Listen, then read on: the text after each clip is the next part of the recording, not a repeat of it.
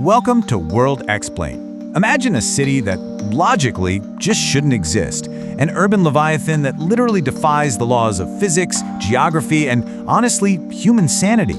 We're talking about one single, endless sprawl of concrete neon. It hums with this quiet intensity, right? And it has swallowed a population so unimaginably huge that it completely breaks our understanding of what a modern metropolis can even be. But hidden beneath this gleaming, futuristic surface is a much darker, much more complex truth. So how on earth did this happen? Let's put this into perspective. I want you to imagine, just for a second, taking the entire population of Canada. Literally, every single man, woman, and child from the Atlantic all the way to the Pacific coast. Got that image? Okay, now imagine cramming every last one of them into a single, unending concrete labyrinth. That is the staggering reality of the greater Tokyo metropolitan area. We are looking at over 41 million human beings living side by side. It's the absolute largest city on our planet, and to be honest, comprehending its sheer vastness is almost psychologically impossible. You aren't just looking at a city here, you're looking at a massive human ecosystem operating on a scale that we have never, ever seen in the history of our species. But it gets even crazier. And this brilliantly illustrates just how massive we're talking. To truly grasp this mind-bending density, you just have to listen to the late, great Anthony Bourdain. He famously observed that Tokyo holds the equivalent of 15 or 20 different Manhattans inside of it. 15 or 20 Manhattans! Think about the heavy psychological weight of that physical footprint.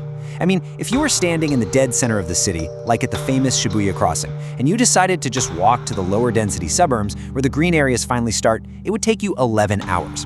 11 hours of continuous walking through endless urban canyons. And what if you wanted to reach the mountains bordering the city? Add another 11 hours. That is a 22-hour journey on foot just to escape the concrete and finally see the edge of the city. Which immediately presents this terrifying mystery, right? How does a 41 million person beast not just instantly collapse into total chaos? I mean, to sustain a city of this unprecedented, monstrous scale, you have to keep people moving without trapping them in endless gridlock, because the street traffic in Tokyo could easily become absolutely biblical. So what's the secret? There has to be some hidden engine keeping this leviathan alive, a way for over half the entire population to survive their daily grind without society grinding to a complete and utter halt. Well, the answer isn't on the streets. The answer actually lies beneath the surface. We're talking about a sprawling, underground organ system that absolutely dwarfs anything else on Earth. Look at this. When you overlay Tokyo's urban rail network on top of major global capitals like Los Angeles, Rome, and Delhi, it looks like an absolute monster. Public transport within Greater Tokyo is dominated by the world's most extensive urban rail grid. It's this hyper-efficient circulatory system designed to move tens of millions of bodies every single day, and it operates with a precision that borders on the miraculous. But this incredible efficiency, it comes at a really steep psychological cost. Because when you funnel that many human beings into one subterranean system, I don't care how many perfectly timed trains you have, the congestion is going to reach terrifying extremes. Let's look at central Tokyo's Shinjuku station. This is the beating heart of the whole network. To even begin navigating it, you have to understand one profoundly intimidating number: 200. That's right, over 200. That is how many different spots there are just to enter and exit this single, nauseatingly complicated station. It is a literal underground maze. You can so easily find yourself completely disoriented, swept away by this massive river of thousands of rushing commuters, and surrounded by an overwhelming array of signs, tunnels, and underground malls. It challenges even the most seasoned locals, let alone visitors. So, the crucial point here is that Shinjuku Station isn't just busy. It is officially certified by Guinness World Records as the busiest railway station on the entire planet.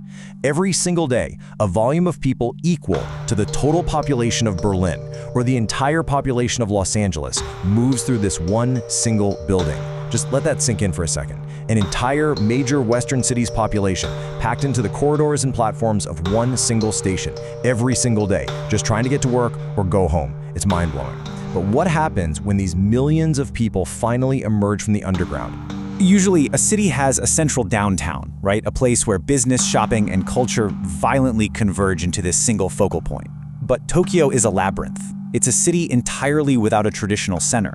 Its sheer, overwhelming scale has created a totally fragmented reality. You can stand in Shinjuku and feel like you are at the absolute center of the universe. Then you can hop on the metro, travel 45 minutes in one direction, step out, and miraculously, you still feel exactly like you are in downtown. Go another 45 minutes a completely different way, same exact thing.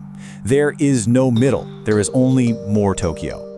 And because there's no single center, Tokyo has evolved into these bizarre, hyper-specific hubs, with each one acting as its own cultural universe. You can experience this extreme sensory overload just by crossing district lines. Like there's Akihabara. It's this pulsing hub for otaku culture, gaming, and manga, where cosplayers just casually fill the sidewalks beneath towering, flashing arcade lights. Then, you head over to Harajuku, the chaotic, neon-drenched center of alternative Japanese youth fashion. In stark contrast to that, you have Asakusa. This serves as a traditional heart, strictly defined by hushed, incense-filled air, ancient Buddhist temples, and centuries-old crafts. And then there's Ginza, the absolute pinnacle of premium luxury, boasting high-end department stores, a massive 12-story Uniqlo, and impeccably clean streets that are just flooded with every luxury brand you could possibly imagine. To truly understand this fractured metropolis, we have to look at how it literally broke the very definition of urban planning. Back in the 1930s, New York City became the world's first true megacity. Fast forward to the mid-1970s, and the United Nations officially begins using the term megacity for urban areas with over 10 million people. But Tokyo didn't just quietly join this list, it aggressively shattered the ceiling.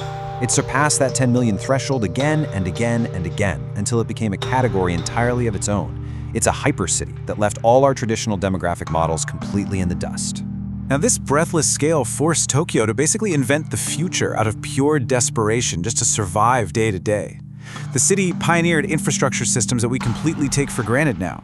I mean, even their parking meters use infrared sensors to track exactly how long a car has been sitting there. They deployed these massive real-time data boards over major routes to feed vital information to drivers when traffic gets sticky. And more dramatically, when travel between Tokyo and Osaka for tens of millions of people got dangerously unmanageable, they didn't just build a wider road, they simply invented the bullet train, a super express that thrust aside all existing ideas of train speed, born out of the desperate need to connect a swelling population. They even had to carve out the world's largest sewer system deep underground, creating these massive cathedral-like flood tunnels just to manage the unbelievable waste and water runoff of a sprawling empire. Which brings us to one of the most astonishing realizations of this entire explainer. We look at this neon-drenched, hyper-advanced concrete leviathan today and think it's always been this way. But peel back the layers of this megalopolis and you find a startling historical void. Because hidden beneath the surface is a shocking truth. 4 centuries ago, this sprawling technological empire didn't even exist. So what was it? Believe it or not, the origins of this 41 million person behemoth trace back to a humble, quiet fishing village known as Edo. Everything changed in the year 1603. The bloody Warring States period finally ended with the absolute victory of the Tokugawa shogunate, which unified all of Japan under one rule. And then, the Tokugawa made a strategic, world-altering decision. They moved their de facto capital to this tiny village. It turned out to be the perfect geographical location. It was a port city sitting on Japan's largest flat piece of land, allowing a massive network of canals and rivers to easily transport food to a rapidly growing, incredibly hungry population of powerful samurais, merchants, and craftspeople. And just like that, this tiny port rapidly swelled into an empire. Edo grew so vast that an entire 2-century span of Japanese history is still known today as the Edo period.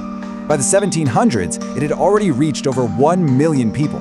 Some estimates even call it the largest city in the world at that time. But then came the ultimate catalyst. In the mid-1800s, after 200 long years of strict isolation, Japan finally opened its borders to foreign trade and Western ideas. Edo was completely transformed. It rapidly industrialized, drawing millions of rural factory workers from the countryside, and it took on a brand new name, Tokyo, which means the Eastern capital. Now, what's really interesting about this slide is seeing how Tokyo is becoming a city completely defined by change. But we aren't just talking about economic change here, we're talking about violent physical destruction. Throughout its history, massive, devastating fires raged through the tightly packed wooden structures. These events were so common and so catastrophic that locals darkly referred to them as the flowers of Edo. The entire city was repeatedly reduced to ash. But Tokyo possessed this almost terrifying refusal to die. Every single time it was reduced to nothing, it was forcefully rebuilt by its people. It continually rose back from the ashes, larger, denser, and way more resilient than before. Today, however, the city's identity is facing a very different kind of distortion. It's this modern psychological illusion. If you look at social media right now, especially places like TikTok, you will constantly see tourists raving about how incredibly cheap it is to live in Tokyo. And yeah, sure, in US dollars, the cost of living and food is vastly cheaper than in America. But this creates a massive blind spot, and frankly, it lacks empathy for the local population. The harsh underlying reality is that Japanese salaries are significantly lower and they have barely grown at all in decades. When tourists fly in, they experience the thrill of low dollar prices, but they entirely miss the daily reality of the people actually living, working, and trying to survive inside that concrete maze on stagnant wages. And this modern perception of a cheap Japan causes some severe economic whiplash when you look back just 30 years. Take a look at this startling declaration from a 1990s US news report. They literally said, "The Cold War is over and Japan won." It was a time of absolute terror for American business. News anchors on programs like Frontline were declaring that America was straight up losing the economic war with Japan. I mean, there was a time when 1 out of every 3 cars sold in America was Japanese. It spelled absolute ruin for US automakers. In the 90s, Japanese salaries actually exceeded American ones. The dominance was so overwhelming that people genuinely believed Japan had conquered the global economy. Okay, let's dive into this incredible paradox. On one side, we have the terrifying 1990s fear of an unstoppable Japanese economic juggernaut. On the other side, we have today's reality. So what happened? The turning point was the devastating burst of Japan's asset price bubble in the early 1990s. This led to what economists grimly call the lost decades. Over time, that seemingly invincible Japanese economy just stagnated, while America eventually surged well past it. In just a few short decades, the global balance of power completely shifted. It transformed Tokyo from a feared economic conqueror into this highly complex, economically stagnant, yet incredibly culturally mesmerizing landscape. In the end, Tokyo is exactly that, a sprawling, beautiful illusion, 41 million human beings. It's a city that started as a muddy fishing village, a city that has endlessly burned to the ground only to fiercely rebuild itself time and time again, and a city that continues to forever defy our very understanding of what a metropolis can be. It is a true monument to human resilience and the chaotic, unstoppable momentum of civilization.